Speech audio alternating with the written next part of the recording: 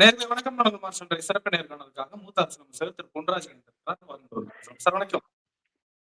வணக்கம்பா. தமிழக வெற்றி கழகத்தின் தலைவர் விஜய் அவர்கள் மீண்டும் மக்கள் சந்திப்பை துவங்கிவிட்டார். வித்தியாசமான முறையில சந்திப்பு. இவர் மக்களை போய் நேரடியா சந்திக்காம மக்களை கூப்பிட்டு கொண்டு வச்சு ஒரு காலேஜ் கூட சந்திச்சிருக்காரு. நிறைய விஷயங்களை பேசியிருக்காரு. அவர் ஆட்சிக்கு வந்தார் என்னவெல்லாம் செய்வேன்னு சொல்லியிருக்காரு. வீட்டுக்கு ஒரு பைக்கு, சொந்த வீடு, முடிஞ்ச காரு கூட. எப்படி பாக்குறீங்க? சரி, எல்லாருக்கும் கனவு காண உரிமை இருக்கிறது. அவருக்கும் கனவு காண உரிமை இருக்கிறது. அவருடைய செலக்டட் தொண்டர்கள் மத்தியில பேசியிருக்காரு. வாழ்த்துக்கள். அவ்வளவுதான் சொல்ல முடியும். வேற என்ன சொல்றது அவரை பத்தி? விஜய் கிட்ட ஒரு மாற்றம் தெரியுது. அது பாக்கலீங்களா நீங்க? என்ன மாற்றம் தெரியுது? அவரு மக்களை எப்படி கையாளுறார், தொண்டர்கள் மீது அவருடைய பாதுகாப்பு மீது எவ்வளவு அக்கறை கொண்டிருக்கிறார் அப்படின்றத பார்க்க முடியுதுல்ல. அவர் இஷ்டத்துக்கு போகல. ஒரு தொண்டர் படையிலே ஒண்ணு உருவாக்கி அவ்வளவு பாதுகாப்பா கட்டுக்கோப்பா அந்த கூட்டத்தை நடத்தி முடிச்சிருக்காரு. தகரம் எல்லாம் போட்டு ஜேபிஆர் காலேஜ் வாசலை அடைச்சிருக்காங்க. அங்க பொதுமக்கள் யாரும் இருந்த மாதிரி தெரியலையா? எல்லாமே இவர் செலக்ட் பண்ணி கூட்டு வந்த இளைஞர்கள் கூட்டம், இளம் பெண்கள் கூட்டமா தானே தெரியுது. பொதுமக்கள் இருக்க மாதிரி தெரியல இங்க அந்த கூட்டத்துல. அந்த 2000 பேர்ல செலக்ட் பண்ணதுல பொதுமக்கள் இருக்க மாதிரி எனக்கு தெரியல. செலக்ட் பண்ணி யார வேணாலும் கூட்டு வந்து பேசலாம், ஒன்றும் பிரச்சனை இல்லை. ஆனா என்ன அப்படின்னா மாற்றம் தெரியுது அப்படின்னு சொன்னீங்க. நான் கூட ஏதோ அவருடைய ஆள் மாற்றம், அவருடைய பேச்சு மாற்றம், அவருடைய சிந்தனை மாற்றம், அவருடைய செயல் மாற்றம் இதெல்லாம் நடந்துருச்சு அப்படின்னு நினைச்சேன். அதுல ஒரு துளி மாற்றம் கூட இல்லை. பேச்சில், தொனியில், அந்த டெலிவரியில ஆணவம், அகங்காரம், அதிகாரத்திமிர், பணத்திமிர் இதுதான் தெரியுது ஒழிய அவர்கிட்ட ஒரு தலைவனுக்குரிய பண்பு நலன்கள் தெரிகிற மாதிரி இல்லை. இது நீங்க எவ்வளவு டீட்டெயிலா நீங்க வசனம், திரைக்கதை வசனம் எழுதி கொடுத்தது மாதிரி அங்க ஆவேசமாக பேசுவதும் அதில் ஒரு விதமான உண்மைத்தன்மையும் இல்லை என்பதை அவருடைய வார்த்தைகள்ல இருந்தே அது எக்ஸ்போஸ் ஆகுது. இவர் பேச பேச இவர் எக்ஸ்போஸ் ஆகிட்டே இருக்கார். இவர் ஒட்டுமொத்தமா பேச பேச இவர் டோட்டலா எக்ஸ்போஸ் ஆகி இவர் தான் ஒரு தலைமை தற்குறி என்பதை சிறப்பாக நிரூபித்துக் கொண்டிருக்கிறார். அவரே கோவப்படுறாரு. யாரை பார்த்து தற்குறின்றீங்க? இந்த அரசியல்ல ஒரு ஆச்சரிய குறி, நாளை வெற்றிக்கான அறிகுறின்றாரு. நீ ஆச்சரியக்குறி இல்ல, கேள்விக்குறி இல்ல, நீ வெறும் இடைப்புள்ளி, அவ்வளவுதான். அரசியல் நீ வெறும் இடைப்புள்ளி, சரியா? ஓகே, நீ ஆச்சரியக்குறியும் இல்ல, கேள்விக்குறியும் கிடையாது, நீ ஒரு தற்குறி. 41 பேர் செத்தப்ப தலைதறிக்க ஓடியவன் எப்படிங்க தலைவனா இருப்பான்? நீ தற்குறி தானே. அப்ப உனக்கு தற்குறின்னு ஏன் சொல்றான்? முதல்ல தற்குறினா என்ன? தற்குறினா எதுக்கு தற்குறின்னு சொல்றான்? எதற்காக தற்குறின்னு சொல்றோன்றதுக்கு ஒரு விளக்கம் வேணும்ல. சும்மா எல்லாரையும் தற்குறின்னு சொல்றது தவறு. அப்ப தற்குறினா யாரு அப்படின்னா அது லிட்டரல் மீனிங் அப்படின்னு எடுத்துக்கிட்டீங்க அப்படின்னா எந்த கல்வி தகுதி இல்லை, கையெழுத்து போட தெரியாது, கீரல் வைக்கிறவங்க, இவங்களுக்கு தான் தற்குறின்னு சொல்லுவாங்க அந்த காலத்துல.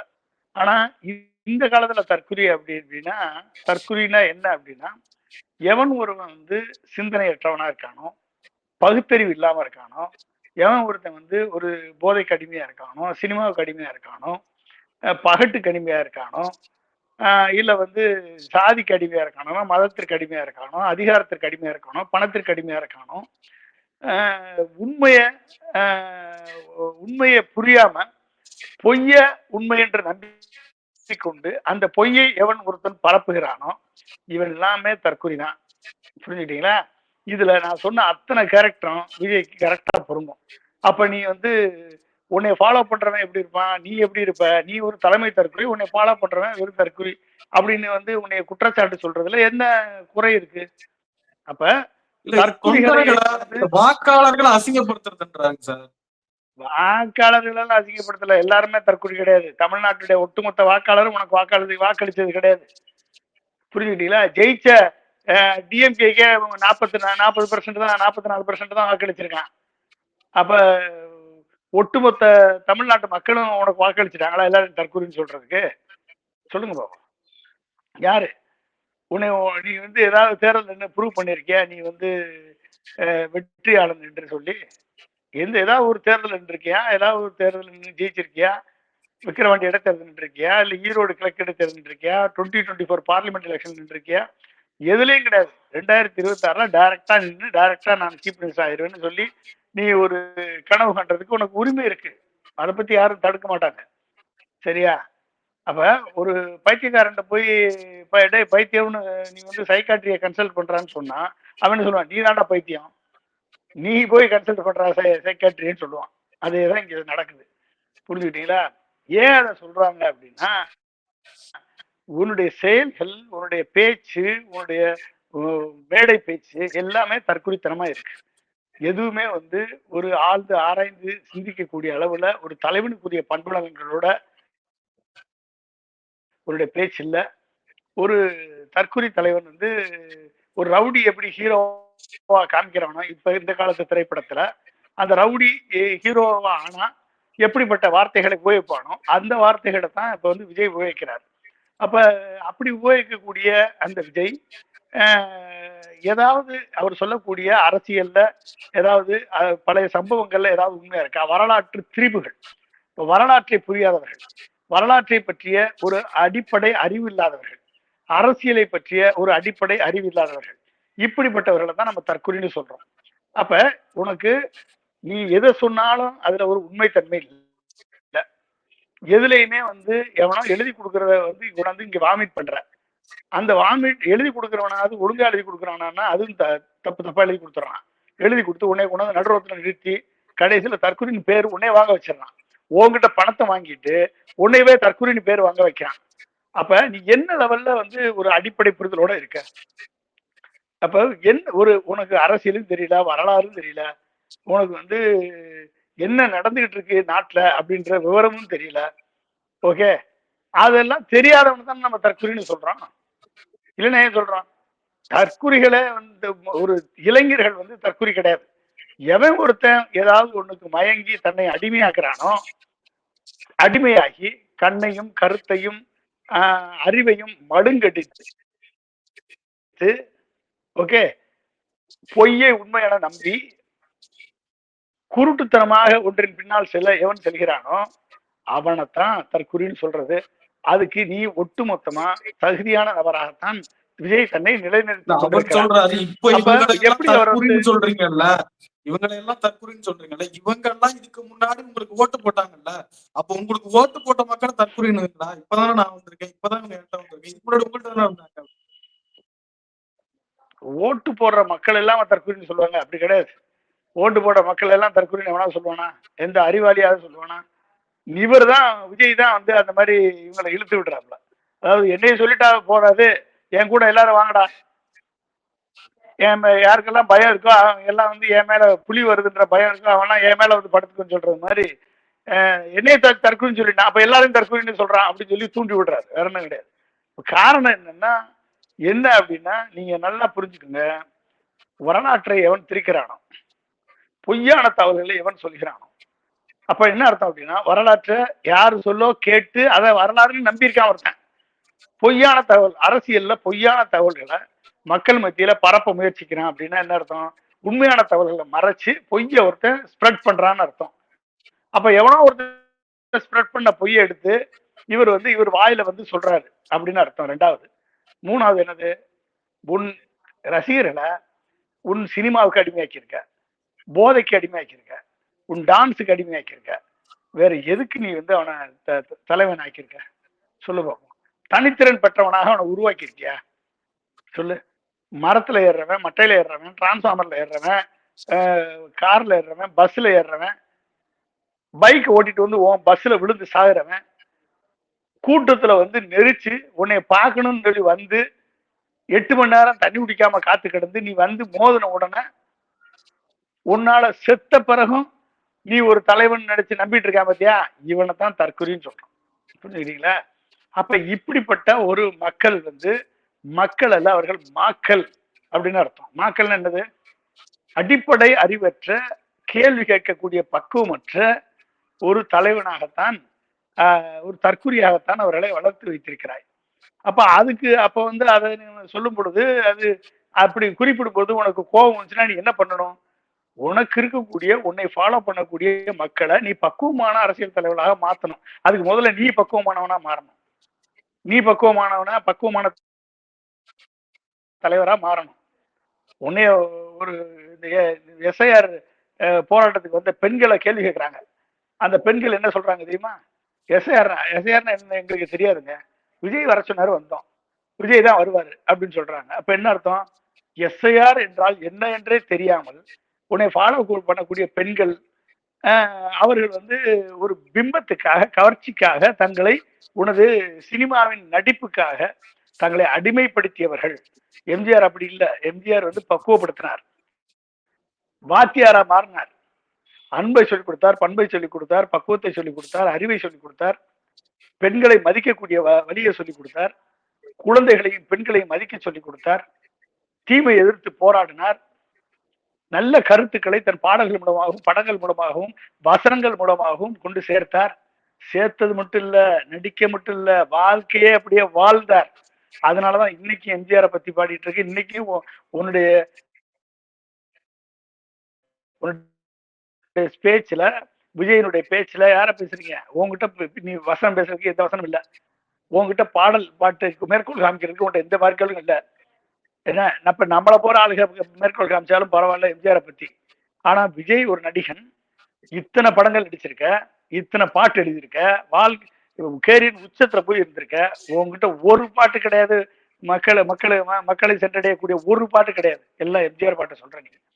கரிகாலன் குறிவைத்தால் தப்பாது, தப்பினால் மறுகுறி வைக்க மாட்டான் என்று கலைஞர் எழுதிய வசனம், எம்ஜிஆர் நடித்த மர்மயோகி என்ற படம், அதை கூட ஒழுங்கா சொல்ல தெரியல உனக்கு. அப்ப எப்படி இருக்கும்? அப்ப என்ன அதாவது வந்து எழுதி கொடுக்குறவனும் ஒழுங்கா எழுதி கொடுக்க மாட்டான், நீயும் ஒழுங்கா டெலிவரி பண்ண மாட்டேற. ஆனா ஆத்திரத்துல பிளாஸ்ட் ஆகும்ன்ற பிளாஸ்ட் என்ன ஆக போகுது? அப்ப யார பயமுறுத்துற நீ? ஏற்கனவே 41 பேரு கூட்ட நெரிசல்ல மயங்கி செத்துருக்கான். இனி அடுத்த கூட்டத்துல நீ ஏதோ குண்டு வச்சிருவியான்னு பயமா இருக்கு. ஏன்னா பிளாஸ்ட் ஆக்கிடுவேன். பிளாஸ்ட் ஆகுற மாதிரி மக்களை வந்து இப்ப பயமுறுத்துற போல தெரியுது. நீ வந்தா இனிமே குண்டு வச்சு பிளாஸ்ட் ஆயிரும் அப்படின்னு சொல்றியா? என்ன பிளாஸ்ட்? என்ன நீ பெரிய ஒரு புரட்சியை வழி நடத்திட்ட? ஏன்னா ஜல்லிக்கட்டுல நாங்கெல்லாம் வந்து ஒரு வாரம் சென்னை மெரினால போராடி இருக்கோம். இடையில எவனா கூட்டு வந்தான்னு சொல்லி நடுவுல வந்து கூட்டு வந்து ஒரு போட்டோ எடுத்து போட்டுட்டு நீ ஜல்லிக்கட்டுக்கு நீ போராடினேன்னு சொன்னா ஏத்துக்கிறதா? ஒரு வாரம் சோறு தண்ணி இல்லாம அங்க உட்காந்து போராடினவங்க எல்லாம் இளைஞர்களும் அவங்களோட கூட இருந்தனாலாம் ஒர்க் பண்ணிருக்கோம், ஜல்லிக்கட்டுல போராடி இருக்கோம். புரிஞ்சுக்கிட்டீங்களா? ஏதோ வந்து போறது. அது சிஏஏ போராட்டத்துல கலந்து, என்ன சிஏஏ போராட்டத்தை நீ கலந்துக்கிட்ட? எத்தனை போராட்டம் நடத்தியிருக்க? வீதிக்கு வந்து போராடி இருக்க? சொல்லுங்க பார்ப்போம்.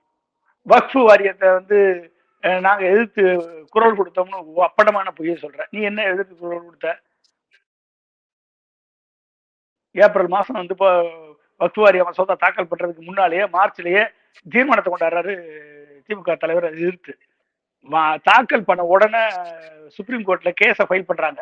நீ கடைசி நாள் கூட போய் ஆளை பிடிச்சு பணத்தை கொடுத்து நீ ஒரு ஆளா சேர்ந்துக்கிட்டு நான் தான் போராடி வெற்றி பெற்றோம்னு சொல்றேன் அப்படின்னா எப்படிப்பட்ட ஒரு அப்பட்டமான பொய்ய கொண்டாந்து விதைக்கிற?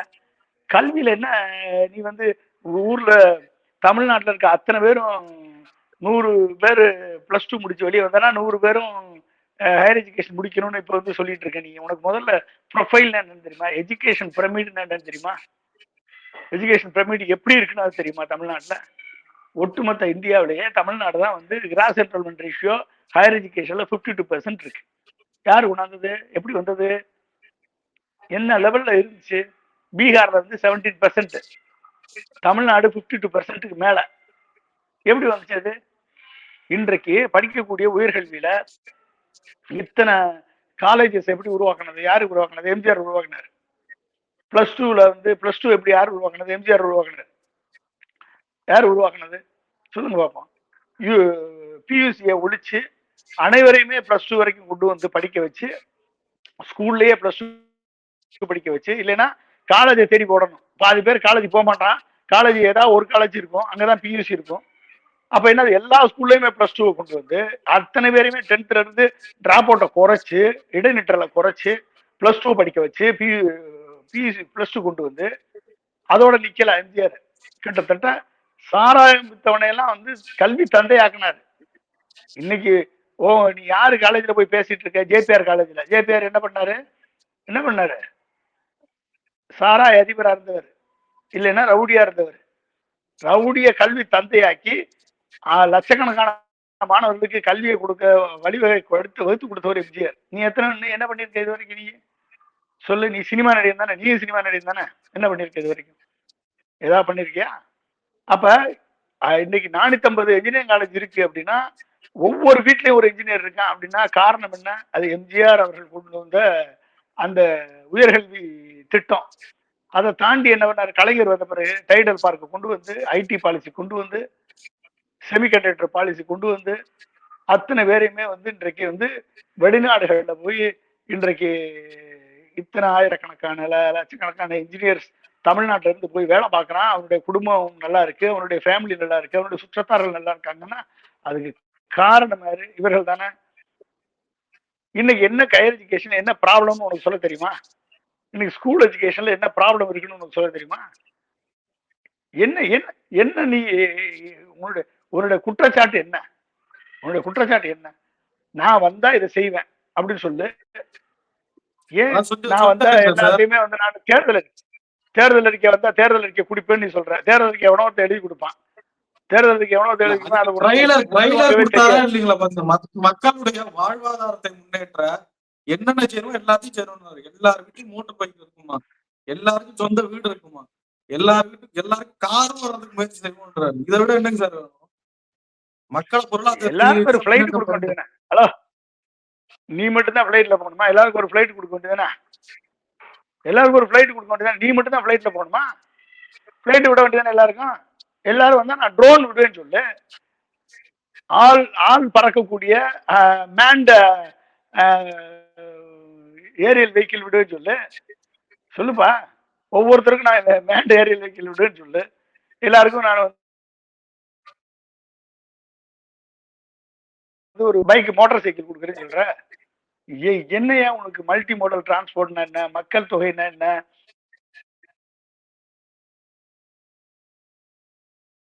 ஒருத்தர் வந்து தனித்தனியா வெஹிக்கிளை யூஸ் பண்றதை குறைக்கணும். இது அந்நிய செலவாணியோட டைரக்டடா லிங்க் இருக்கு. அதிகமா மெட்ரோ ஸ்டேஷன் ஏன் வரணும்? மெட்ரோ லைட் ஏன் வரணும்? மெட்ரோ நியோ ஸ்டேஷன் ஏன் வரணும்? மோனோ ரயில் எங்க வரணும்? புல்லட் ட்ரெயின் எங்க வரணும்? கனெக்டிங் ரோடு எப்படி வரணும்? சர்க்குலர் ரோடு எங்க வரணும்? ஓகே, மல்டி மோடல் டிரான்ஸ்போர்ட் எப்படி வரணும்? பாதசாரிகளுக்கு என்ன பாதை இருக்கணும்? சைக்கிள்ல போறவனுக்கு என்ன பாதை இருக்கணும்? இதெல்லாம் பண்ணி ஒரு அர்பன் பிளானிங்னா என்ன? இத பத்தி கொஞ்சமாவது உனக்கு இருக்கா? எல்லா பேருக்கும் மோட்டார் சைக்கிள் கொடுத்துருவ. பெட்ரோலுக்கு டீசலுக்கு எங்க போவ தம்பி? பெட்ரோல் டீசல் யாரும் போடுவா? எல்லாரும் வீட்லயும் மோட்டார் சைக்கிள் கொடுத்துருவ. நீ வந்து ஒரு அர்பன் பிளானிங்னா என்னன்னு உனக்கு தெரியல. எதுக்காக இந்த திட்டங்கள் போடுறாங்கன்னு தெரியல. ஒரு நேவிகேஷன் பாத்வே நீர்வழிச்சாலை கொண்டு வரணும், மல்டிமோடல் டிரான்ஸ்போர்ட் கொண்டு வரணும், இன்னும் விமான சர்க்கியூட்டை வந்து பறந்துபட்ட விமானத்தளங்களை உருவாக்கணும். சென்னையில இருந்து கோயம்புத்தூர் போகலாம், சென்னையில இருந்து திருச்சி போகலாம், சென்னையில இருந்து மதுரை போகலாம், சென்னையில இருந்து தூத்துக்குடி போகலாம். தூத்துக்குடியில இருந்து மதுரை போக முடியுமா? மதுரையில இருந்து கோயம்புத்தூர் போக முடியுமா? கோயம்புத்தூர்ல இருந்து தஞ்சாவூர் போக முடியுமா? ஃபிளைட் கனெக்டிவிட்டி கிடையாது. அங்கங்க போய் எல்லாம் 4 ஹவர்ஸ் 5 ஹவர்ஸ் நம்ம வந்து டிராவல் போகணும். அங்க வந்து சிறிய ரக விமானங்கள், ஹெலிகாப்டர் டூரிசத்தை கொண்டாடுவேன், ஹெலிகாப்டர் இதை கொண்டாடுவேன்னு சொல்லு. ஏதாவது கொஞ்சம் அர்த்தமோட கொஞ்சம் விவரத்தோட ஏதாவது பேசு. எவனா ஒருத்தர் எழுதி கொடுத்த உடனே வந்து பேச்சா டெலிவரி பண்ணல. சினிமால அப்பப்ப கதவசனம் எழுதி கொடுப்பான்ல அசிஸ்டன்ட் டைரக்டர், உடனே ஒரு ஒரு ஒரு எதுகை மோனையோட ஒரு வார்த்தை ஜாலத்தோட ஒரு வசனத்தை எழுதி கொடுத்தா உடனே வந்து டெலிவரி பண்ற. நீங்க கொஞ்சமாவது சிந்திப்பா தம்பி, கொஞ்சமாவது கேள்வி கேட்டு பழகு, கொஞ்சமாவது கேள்வி கேளு. அரசியல்ல கொஞ்சம் விழிப்புணர்ச்சி பெற்றுக்கோ. உன்னை எதிர்பார்த்து லட்சக்கணக்கான தொண்டர்கள் இருக்காங்க, ரசிகர்கள் இருக்காங்க. அவர்களை நீ தொண்டரை மாத்தணும். அது மாத்தினா மட்டும் ஜெயிக்க முடியாது. நீ பொதுமக்களை நீ அட்ராக்ட் பண்ணணும். பொதுமக்களை அட்ராக்ட் பண்ணணும். மேடதோறும் வந்து நீ வந்து ஆவேசமா பேசுறதுல, அகங்காரமா பேசுறதுல, ஆணவமா பேசுறதுல போடுவாங்க. இது உனக்கு தான் ஆபத்து. உன்னுடைய பேச்சு, உன்னுடைய நடை, உன்னுடைய மொழி, உன்னுடைய பாவனை அத்தனையுமே வந்து உன்னைய தரம் தாழ்த்தி கொண்டு போயிட்டு இருக்கு. நீ கொஞ்சம் மாறு, ஏதாவது மாற்றத்தை காமி. எம்ஜிஆர் என்ன பேசினாரு, எப்படி பேசினாரு கத்துக்கோ.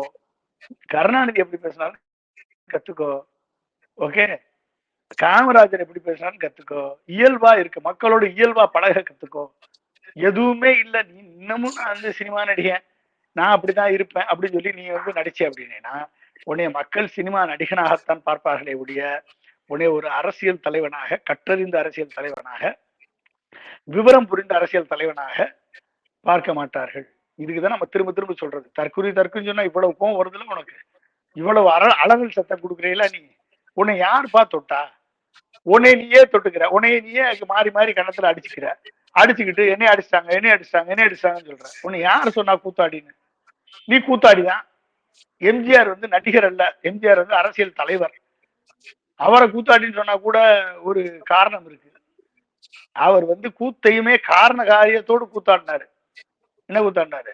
மக்களை திருத்துவதற்காக கூத்தாடினார். மக்களை பண்பாக உருவாக்குவதற்காக கூத்தாடினார். ஆசிரியர், அவர் வந்து வாத்தியார்னு பேர் எடுத்தார். நீ தான் கூத்தாடி, உண்மையிலே நீ கூத்தாடிதான். நீ என்ன பண்ணிருக்க? டான்ஸ் ஆடி இருக்க, வன்முறை கலாச்சாரத்தை பண்ணிருக்க, போதை கடத்தல் பண்ணிருக்க, படத்துல நீ வந்து தண்ணி போட்டிருக்க, போதை மருந்து அடிச்சிருக்க, வன்முறை கலாச்சாரத்தை உருவாக்கி இருக்க, நீ கூத்தாடி இருக்க. உனக்காக உன்னுடைய அதை வச்சு நீ சம்பாதிச்சிருக்க, அவ்வளவுதான். அந்த சம்பாத்தியத்தினால தமிழ்நாட்டு மக்களுக்கு ஏதாவது பிரயோஜனமா இருக்கா? ஒரு பிரயோஜனம் கிடையாது, ஒரு புண்ணாக்கும் கிடையாது. ஏதாவது இது வரைக்கும் நீ வந்து தமிழ்நாட்டு மக்களை விடுங்க, ஒரு நடிகர் சங்கம் 3000 உறுப்பினர் உன்ன நடிகர் சங்கத்துக்கு நீ ஏதாவது கொடுத்து உதவி இருக்கியா? சொல்லு பாப்பா, ஏதாவது ஒண்ணு சொல்லுப்பா தம்பி, ஏதாவது ஒண்ணு சொல்லு, நீ கொடுத்து உதவி இருக்கேன்னு. பாதிக்கப்பட்ட ஏழை எளிய நடிகர்களுக்கு விஜய் வந்து ஹெல்ப் பண்ணிருக்காருன்னு எங்கதான் ஒரு சொல்லு. நீ யாரு கொடுத்த? மாணவர்களை கூப்பிட்டு வச்சு நோட்டு புஸ்தகம் கொடுத்த. சூர்யாவும் கார்த்தியும் என்ன பண்றாங்க? மாணவர்களை அகரமன் ஃபவுண்டேஷன் உருவாக்கி, அவங்க அப்பா காலத்துல இருந்து இந்த ஃபவுண்டேஷன், சிவகுமார் காலத்துல இருந்து இந்த ஃபவுண்டேஷன் இருக்கு, ஃபவுண்டேஷனை உருவாக்கி ஆயிரக்கணக்கான மாணவர்களுடைய கல்வி திறனை மேம்படுத்துறாங்க. தனித்திறன் கொண்ட தலைவர்களாக, டாக்டராக, இன்ஜினியராக, அட்வொகேட்டாக, இண்டஸ்ட்ரியலிஸ்டாக உருவாக்கிட்டு இருக்காங்க. அவங்களே கல்வி சேவை பண்றாங்க. நீ என்ன பண்ணிருக்க சொல்லு பாப்போம். வர்றவனுக்கு எல்லாம் நோட்டு புஸ்தகம் கொடுக்குற. எது கொடுக்குற? அந்த 234 தொகுதியில கொடுக்குற. ஏன் கொடுக்குற? ஓட்டு வாங்கணுன்றக்காக கொடுக்குற. அப்போ நோக்கத்துல ஏதோ ஒரு கோளாறு இருக்கு தம்பி. அந்த நோக்கத்துல வந்து கோளாறு இருந்துச்சு அப்படின்னா அந்த கொடுக்குற நோக்கமே கெட்டு போயிடும். நீ கொடுக்குற நோட்டு புஸ்தகத்தை வச்சு 1008 என்ஜிஓ கொடுக்குறான் நோட்டு புத்தகமும் கம்ப்யூட்டரும் சேவை பண்ணிட்டு இருக்கான், பென்சிலும் எல்லாமும். நீ என்ன இது வரைக்கும் நீ உன்னை நம்பி வந்த தொண்டர்களுக்கு நீ இது வரைக்கும் ஒரு பைசா பணத்தை போட்டிருக்கியா? 20 லட்சம் கொடுத்த இல்ல 41 பேர் செத்தவங்களுக்கு, அந்த 20 லட்சம் பணம் உன்னுடைய பணமா? சரி, ஏன் வந்து உன்னை நம்பி வந்து செத்தான் வந்து மதுரையில 3 பேர் செத்தான், திருநாட்டுல 6 பேர் செத்தான், மதுரையில 3 பேர் செத்தான், ஸ்ரீவில்லிபுத்தூர்ல ஒரு பையன் செத்தான். இவனுக்காவது ஒருத்தனுக்கு 20 லட்சம் கொடுத்தியா நீ? ஏன் கொடுக்கல? 41 பேர் செத்து அது கொலைகேசா மாறி உலகமே இந்தியா முழுக்க பேசப்பட்ட பிறகு, சிபிஐல போய் நீ மாட்டின பிறகு எல்லாருக்கும் வந்து கொண்டு போய் 20 லட்சத்தை கொடுத்து அவங்களை கூட்டிட்டு வந்து காலில் விழுந்து சாட்சியை கலைச்சி என்னை காவட்டி கொடுத்துறாதீங்கன்னு சொல்லி காலில் விழுந்து சாட்சியை கலைச்சிருக்க. இப்படிப்பட்ட துரோகத்தை செய்துவிட்டு நீ வந்து இன்னைக்கு வந்து வெளியே வந்து நீ வந்து அரசியல் பேசிட்டு இருக்கேன்னா உன்னை மக்கள் வந்து எவ்வளவு தூரம் மன்னிச்சு விட்டுருக்கான் அப்படின்றது தெரியணும். இப்படிப்பட்ட மக்களை நீ பார்க்கக்கூடிய பார்வை தானே அது? என்ன அர்த்தத்துல நீ பண்ணிருக்க? சரி, ஓகே, சரி, ஒரு ஒரு தலைவன்னா எப்படி இருக்கணும்? உன்னை நோக்கி வந்த ஐயநாதன் என்ன வந்தாரு? உனக்காக ஒரு மாற்றத்தை உருவாக்கணும். இவரு விஜய் வந்திருக்காரு, இவருக்கு வந்து ஒரு சினிமா செல்வாக்கு இருக்கு, இவர் பின்னால் லட்சக்கணக்கான தொண்டர்கள் இருக்காங்க, அவங்கள வந்து நம்ம உருவாக்கணும்னு ஒரு ஐயநாதன் வந்தாரு. ஐயநாதன் யாரு? ஐயநாதன் யாரு? ஒரு சிறந்த நேர்த்தியான ஒரு அரசியல் பக்குவம் கொண்ட ஒரு தலைவர், ஒரு பத்திரிகையாளர். ஓகே, பல்வேறு கட்சிகள்ல வந்து பணிபுரிந்த அனுபவம் கொண்டவர். ஓகே, தமிழ்நாட்டினுடைய அரசியல் பிரச்சனைகளை, ஜீவாதார பிரச்சனைகளை தெளிவாக புரிந்து வைத்தவர். அவரை நீ என்ன பண்ண? விரட்டி அடிச்ச. ஜெகதீஸ்வரன் ஒரு சோசியல் ஆக்டிவிஸ்ட், ஒரு உனக்காக வந்து டிவியில பேசினது. எத்தனையோ பேர் இன்னைக்கு அட்ரஸ் இல்லாம உனக்காக பேசிட்டு இருக்கான். அது 2வது விஷயம். உனக்காக பேசினவர் அவர் என்ன பண்ண, மரியாதை இல்லாம அவரை விரட்டி விட்டீங்க. ஆனா 100 கோடி கொண்டாந்த ஒருத்தன்ட்ட கட்சியை அடகு வச்சுட்டு போயிருக்கேன். நான் கூட ஏதோ 1000 கோடி கொண்டாண்டாப்ல ஆதவர்ஜுன் நினைச்சேன். அது ஏற்கனவே சுரண்டல் லாட்ரி, ஏற்கனவே ஒரு அமாவாசை கேரக்டர்னு ஆதவர்ஜுனோட மச்சான் சார்ல சொல்றாரு. அப்ப அந்த சுரண்டல் லாட்ரி அங்க சுரண்டல் லாட்டிட்டு சுரண்டிட்டு வந்த 3000 கோடி எடுத்துட்டு வந்து அதுல 100 கோடியை தூக்கி உனக்கு கொடுத்த உடனே மாநாடு, மதுரை மாநாடு, விக்கிரவாண்டி மாநாடு, 4 ரோட் ஷோ இதை காமிச்ச உடனே கட்சியவே ஒரு 100 கோடிக்கு அடகு வச்ச நீ எப்படி தலைவன்? நீ எப்படி தலைவன்? நீ எப்படி ஒரு கட்சிக்கு தலைவன்? சொல்லு பாப்போம். நாளைக்கு தமிழ்நாட்டை நீ அடகு வச்சுட்டு போக மாட்டேன்னு என்ன இருக்கு? உன்னை நம்பி வந்தவர்களை நீ ஆதவர்ஜுன் நாட்டை அடகு வச்சிருக்க, உன்னுடைய இளைஞர்களை நீ ஆதவர்ஜுன் நாட்டை அடகு வச்சிருக்க.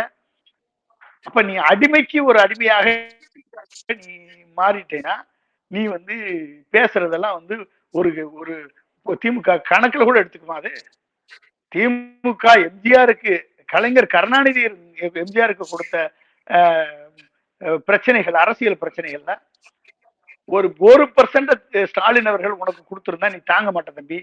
நீ நிக்கவே முடியாது, அரசியல்ல நிக்கவே முடியாது. இதுக்கே இந்த கதறனா எம்ஜிஆருக்கு கலைஞர் கருணாநிதி கொடுத்த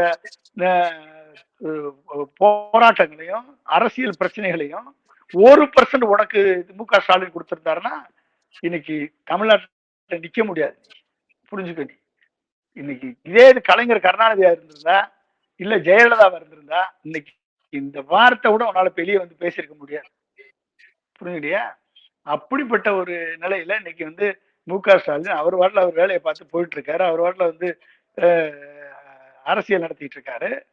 ஏற்பட்ட குறைகள் இருக்கு, குற்றங்கள் இருக்கு. அதெல்லாம் வந்து அரசியல்ல வந்து நல்லது செஞ்சிருக்காங்க, கெட்டது செஞ்சிருக்காங்க, ஊழலும் செஞ்சிருக்காங்க, எல்லாமே இருக்கு. ஆனால் மக்கள் வாக்களிக்கும் போது எதை சீர்தூக்கி பார்ப்பார்கள்? இந்த தலைவன் சரியான தலைவனா? இந்த தலைவன் அனைத்து ஜாதி மதத்தைக்கு அப்பாற்பட்ட தலைவனா? இந்த தலைவன் போனோம்னா பிரச்சனைன்னு போனோம்னா தீர்வு கிடைக்குமா? இதைத்தான் மக்கள் பார்ப்பாங்க. நம்மளுக்கு பிரச்சனை இல்லாம இருக்கா? நம்ம டிஸ்டர்ப் ஆகாம இருக்கமா? நம்ம தொழில் டிஸ்டர்ப் ஆகாம இருக்கா? வளர்ச்சி வருதா? இதைத்தான் பார்ப்பாங்க.